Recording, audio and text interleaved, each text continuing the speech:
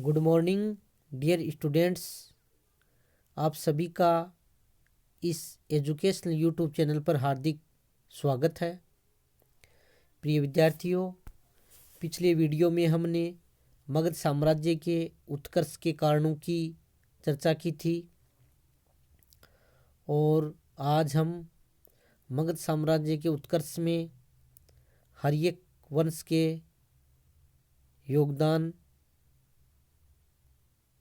की चर्चा करेंगे। मगध का प्रथम साम्राज्य हर्यक वंश के शासन से प्रारंभ होता है। इस वंश का प्रथम ज्ञात शासक बिंबिसार था। उसने मगध पर 544 ईसा पूर्व से 492 ईसा पूर्व तक शासन किया था। बिंबिसार को मगध साम्राज्य का वास्तविक संस्थापक भी माना जाता है। उसने अंग महाजनपद को जीतकर अपने पुत्र अजातशत्रु को वहां का शासक बनाया और अंग का विलय मगध साम्राज्यवाद का प्रथम कदम था, यानी सर्वप्रथम अंग का विलय मगध में किया गया। बिंबिसार ने वैवाहिक संबंधों द्वारा अपनी स्थिति मजबूत की। उसकी प्रथम पत्नी कौशल देवी कौशलराज प्रसेनजीत की बहन थी, जिससे उससे काशी का राजस्व दहेज में प्राप्त हुआ था, यानी काशी का जो प्रांत था वो उसे दहेज में प्राप्त हुआ। दूसरी पत्नी चेलना लिच्छवी राजकुमारी थी, वो राजा चेटक की बहन थी। तथा तीसरी पत्नी खेमा थी, यानी पंजाब की राजकुमारी थी। मत्स्य पुराण में बिंबिसार को क्षेत्रोजस तथा जैन साहित्य में श्रोणिक कहा जाता था। गांधार के राजा पुष्कर सारिन बिंबिसार के अच्छे मित्र थे। उन्होंने उनके दरबार में अपना दूत भी भेजा था। मगध की प्रारंभिक राजधानी गिरिव्रज थी, लेकिन लिच्छवियों की बढ़ती शक्ति के कारण बिंबिसार ने उत्तर की ओर राजगृह में नई राजधानी बनाई। तो ध्यान रखना, बिंबिसार ने मगध साम्राज्य की राजधानी किसे बनाई। मगध की प्रारंभिक राजधानी गिरिव्रज थी, जिसकी स्थापना वसु ने की थी। बिंबिसार ने पहली बार मगध में सुदृढ़ शासन व्यवस्था की नींव डाली। उसके साम्राज्य में 80,000 गांव थे। इस प्रकार बिंबिसार ने मगध साम्राज्य का काफ़ी विस्तार किया और उनकी शासन व्यवस्था भी सुदृढ़ थी। वह एक कुशल प्रशासक था। अपने मंत्रियों तथा बड़े बड़े अधिकारियों पर नियंत्रण रखता था। संपूर्ण राज्य का सर्वोच्च पदाधिकारी राजा ही था। हालांकि प्रांतों और गांवों में स्थानीय स्वशासन के पर्याप्त अधिकार थे। ग्राम का मुखिया ग्रामिक कहलाता था। प्रांतों का शासन उपराजा के हाथ में था। उपराजा की नियुक्ति राजा द्वारा की जाती थी। उपराजा को प्रांत के मुख्य नगर में अपना मुख्यालय रखना पड़ता था। शासन कार्य में राजा की सहायता के लिए बहुत से महामात्र होते थे। सामान्यतया उच्च कुलीन लोगों को इस पद पर नियुक्त किया जाता था। सेना का संचालन करने वाले सेनानायक कहलाते थे। बिंबिसार का दंड विधान काफी कठोर था। कारावास के अतिरिक्त विभिन्न प्रकार के शारीरिक दंड भी दिए जाते थे। इस प्रकार बिंबिसार ने मगध साम्राज्य के उत्थान में महत्वपूर्ण योगदान दिया। अजातशत्रु, इनका शासनकाल है 492 ईसा पूर्व से 460 ईसा पूर्व। अपने पिता बिंबिसार की हत्या कर अजातशत्रु मगध का शासक बना।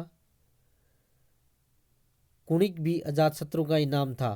कई बार आता है कि इतिहास में कुणिक के नाम से कौन जाना जाता है, कंपटीशन एग्जाम्स में पूछा जाता है, इसलिए आपको ध्यान में रखना है। अजातशत्रु ने वज्जीसंघ व काशी को मगध साम्राज्य में मिलाया। अजातशत्रु के मंत्री वस्कार ने वैशाली के लिच्छवियों में फूट डाल दी। इससे वज्जीसंघ को जीतने में बड़ी आसानी हुई। वज्जी सिंह को जीतने में अजातशत्रु ने रथ मुसल व महाशिलाकंटक नामक अस्त्रों का प्रयोग किया। जैन ग्रंथों के अनुसार बिंबिसार के लिच्छवी राजकुमारी से उत्पन्न 2 पुत्र हल व बेहल को अपना शेचनक नामक हाथी व बहुमूल्य 18 लड़ियों का हार दिया। अजातशत्रु ने इन्हें राजा बनने पर वापस मांगा। हल व बेहल ने अपने नाना चेटक के पास वैशाली गए। इस कारण अजातशत्रु ने वैशाली से युद्ध किया। लिच्छवियों से सुरक्षा के लिए अजातशत्रु ने राजगृह का दुर्गीकरण किया, यानी वहां पर दुर्ग की स्थापना की। अजातशत्रु व कौशलराज प्रसेनजित के बीच काशी को लेकर युद्ध हुआ। बाद में प्रसेनजित ने अपनी पुत्री वाजिरा का विवाह अजातशत्रु से किया व काशी के गांव दहेज में दिए। अजातशत्रु के शासनकाल में ही बुद्ध को निर्वाण प्राप्त हुआ व राजगृह में सप्तपर्णी गुफा में प्रथम बौद्ध संगीति का आयोजन किया गया। अजातशत्रु भी अपने पिता की भांति साम्राज्यवादी था और मगध साम्राज्य का विस्तार किया।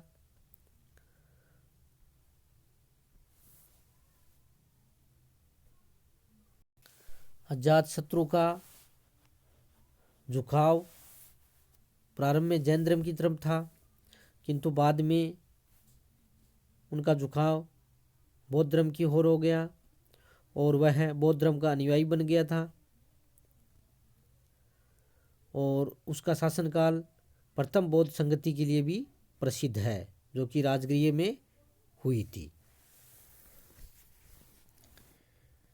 इसके बाद में अजातशत्रु की हत्या उसके पुत्र उदयन ने की थी। उसके बाद में उदयन शासक बना। 460 ईसा पूर्व से 445 ईसा पूर्व तक उसने शासन किया। उदयन ने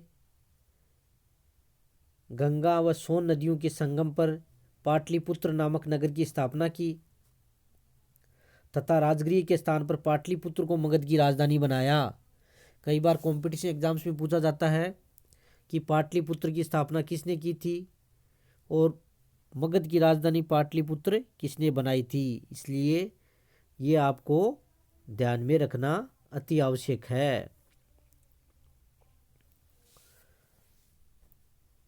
ने कोई मगध का विशेष साम्राज्य विस्तार नहीं किया था और फिर उदयन जैन धर्मावलंबी था और एक राजकुमार ने जैन साधु का वेश धारण कर उदयन की हत्या कर दी थी। उदयन की हत्या के बाद उसके 3 पुत्र अनिरुद्ध, मुंडक व नाग दशक बने और हर्यक वंश के अंतिम शासक नाग दशक को शिशुनाग नामक अमात्य ने अपदस्थ करे। उसके बाद में शिशुनाग वंश की नींव डाली थी। इस प्रकार आज हमने मगध साम्राज्य के उत्कर्ष में हर्यक वंश के योगदान या हर्यक वंश के महत्वपूर्ण शासकों का अध्ययन किया है। इस वीडियो को सुनने के बाद में आपको जो होम असाइनमेंट के लिए जो क्वेश्चन दिए जा रहे हैं उनको आपको हल करना है। इसके साथ ही बहुत बहुत धन्यवाद।